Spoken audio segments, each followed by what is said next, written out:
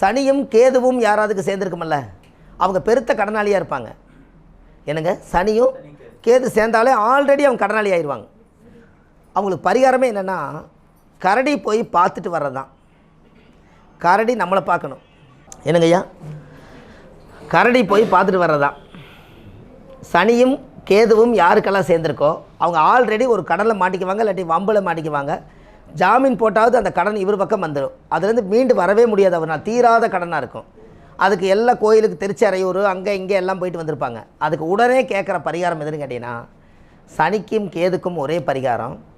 கரடி கிட்ட போய் ஒரு நேரத்துக்கு கரடிக்கு என்ன உணவு வருதோ ஜூவில் போய் சொல்லி அந்த உணவு தானம் கொடுத்துட்டு அந்த கரடி பார்த்து கொஞ்சம் கூண்டுக்கு வெளியில் வந்து உட்காந்து அந்த கரடி நம்மளை பார்க்குற மாதிரி வச்சா அந்த கரடி நம்மளை பார்க்க பார்க்க நம்மளோட கடன் அப்படியே அந்த கர்மா கரைச்சிடும். அது என்ன லாஜிக்கு தெரியல, தெரிஞ்சுக்குங்க. சனி என்ன நிறங்குமா? சரி. கேது வந்து தொங்குறதெல்லாம் முடி. அதிகமான ரோமம் உள்ள கருப்பு மிருகம் எது? Very good. அதனால போய் செய்யுங்கன்னு சொன்னேன். அந்த காலத்தில் கிராமத்தில் ஓட்டிகிட்டு வருவாங்கல்லங்க கரடியை. அப்போ வந்து எந்திரம் தாய்த்து இந்த வாங்கி அந்த குழந்தைகளுக்கெல்லாம் என்ன பண்ணுவாங்க, அந்த கரடி கட்டை இப்படி வாய்க்குள்ளே போட்டு பூ அப்படியே துப்பு, அது டம்முன்னு அவர் கேட்ச் பிடிச்சி இந்த அம்மனை கட்டி விடுவார். அவர் 4 நாள் 8 நாள் 1 ரூபா வாங்குவார். அந்த காலத்தில் கரடி வந்தது, அந்த ஊரே வறுமை இல்லாமல் இருந்தது, கடன் இல்லாமல்.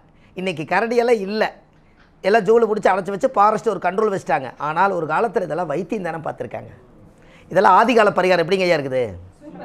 இந்த விஷயங்களெல்லாம் மக்களுக்கு போய் சேருட்டுங்கிறதுக்காகத்தான். இப்போ ஒரு கிரகத்தை வச்சு நம்ம கண்டிப்பாக எடுக்க முடியுதா இல்லைங்களா?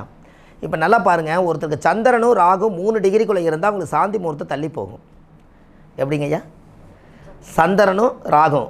அப்போது ஜாதகத்தில் சந்திரனும் ராகும் 3 டிகிரிக்குள்ள இருக்கும்போது நீங்கள் சாந்தி முகூர்த்தம் வச்சு கொடுக்கக்கூடாது. ஆல்ரெடி பிறந்த ஜாதகத்தில் சந்திரன் ராகு சேர்க்கை இருந்து அது 3 டிகிரிக்குள்ளே இருந்தால் ஆல்ரெடி அவருக்கே வந்து சந்திரங்கிறது உடம்பு, ராகுங்கிறது ஒரு போர்வை. இந்த போர்வை என்ன பண்ணிடுது, இந்த சந்திரனை மூழ்கிடுது. அப்போ இது என்ன பண்ணி போகிறது, அந்த சந்திரன் அந்த உடம்பை காமிக்கவே இல்லை, இது மூடிடுச்சு. அப்போ இந்த சந்திரனை விட்டு ராகு 3 டிகிரி இப்படி கடந்ததுக்கப்புறம் நீங்கள் தேதி குறித்து கொடுக்கலாம். எப்படி 3 டிகிரி கடக்கட்டுமே ஐயா? அது கெரான தோசை விளக்குன மாதிரி தானே வைங்க. என்னங்க ஐயா, அந்த கெரான தோஷம் இப்போ ஒன்றும் இல்லைங்க. எனக்கு சந்திரனும் ராகு இருக்குது. ஏன்னா நான் பூர நட்சத்திரம், சந்திரன் மக நட்சத்திரம். ஆல்ரெடி அது ராகு மேலே 3 டிகிரி அதான் இருக்குது, சந்திரன் பூரத்தில் இருக்குது, அது மகத்தில் தான் இருக்குது, கொஞ்சம் விடந்துருக்குது. அதுக்கே 10 நாளுங்க. அவங்க சொல்லிட்டாங்க, கல்யாணமெல்லாம் முடிச்சிட்டிங்க, வர்ற அஷ்டமி போச்சு, நவமி போச்சு, அந்த வெள்ளிக்கிழமை போய் இந்த வெள்ளிக்கிழமை வச்சுக்கோங்க அப்படி இப்படின்னு அந்த காலத்தில் சொன்னாங்க. ஏதோ ஒரு ஜோசியர் சொல்கிறாங்க, பெரியவங்க சொல்கிறாங்கன்ட்டு விட்டுட்டோம். இன்றைக்கி ஜோசியமெல்லாம் படித்ததுக்கப்புறம் தான் ஏன் அந்த முகூர்த்தம் தள்ளி போச்சு அப்படின்னா, அந்த சந்திரங்கிறது உடம்பு, ராகுங்கிறது கத்திரிக்கோள், அதை 2 சேர விடாமல் கட் பண்ணுதுங்க. என்ன ஐயா, இதெல்லாம் நம்ம ஆராய்ச்சி பண்ணி பார்த்தோம். நம்ம அவங்கவுங்களுக்குன்னு ஒன்று நடக்குது. இப்போ இந்த சனியோட பிரச்சனை குறைக்கணும். இதுக்கு ஏதாவது ஒரு பரிகாரம் வேணும் இல்லைங்களா? எல்லாத்துக்கும் 7 சனி, ஏன்னா 3 கட்டத்தில் ஏதோ ஒரு சனி பார்க்கும்.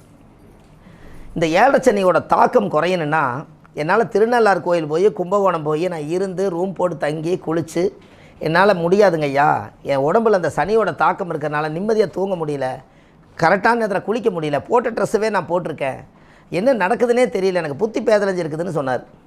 அது காசும் இல்லைங்கிறார். நான் கொடுத்தாலும் இவர் போகிற மாதிரி இல்லை, இருந்தாலும் பரவாயில்ல, இவர் போயிட்டு வந்தார்னா அந்த பாயிண்ட்லையாவது திருநள்ளாறு நம்ம வழினா கூட ஒரு 1000 ரூபா பஸ்ஸு காசு கொடுத்துட்டு கோயில் கும்பிட்டு வாங்கினாலும் கொடுத்தவருக்கு ஒரு பலன் கிடைக்கினாலும் அவர் போக மாட்டேங்கிறார். சரி, இப்போ இதுக்கு நான் என்ன சொன்னேன்னா, சனியோட வாகனம் யாருங்கம்மா? காக்கா எங்கெல்லாம் கூடு கட்டி இருக்குதோ அந்த மரத்தடியில் கொண்டு போய் நீ ஒரு 7 விளக்கு வச்சு இந்த மரத்தை நீ சுற்றி கும்பிடு, உன் மனசு மாறும்னு சொன்னேன். இப்போ ஒரு ஆளுக்கு சுற்றிட்டு இருக்கிறார். எப்படின்னு பாருங்க, சனி பகவான் எங்கே குடியிருக்கிறாருங்க? அவர் வீடு கட்டி ப்ளஸ் கூடு கட்டி அந்த கூட்டில் மேலே வாழ்கிறாரு. அந்த மரம் தான் சாட்சியாக நிற்கிது. இவர் தான் சனி பகவான்.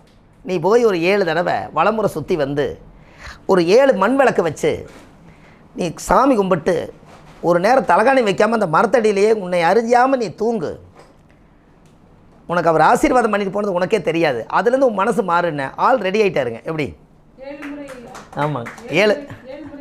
ஏன்னா அந்த 7:30 நீங்கள் சொன்னீங்கல்ல, இந்த 7:30 ஏன் சொன்னீங்கன்னா, சனி பகவான் திருநள்ளாறு கோயிலில் 7:20க்கு தான் அந்த சனியோட பிடிச்ச இடம்.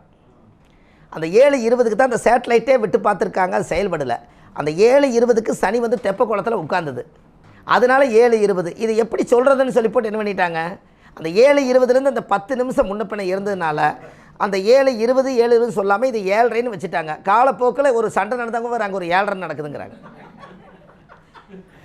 எனக்கு ஐயா அது கோளாறு நடக்குதுங்கிறாங்க. கோளாறுன்னு என்ன, கோல் ப்ளஸ் 6 6ஆம் இடம் தான் சண்டை, ஏதோ ஒரு கிரகம் அப்படி செயல்படுது, அதனால் கோளாறு எல்லாமே பிரித்து வச்சுருக்காங்கல்ல.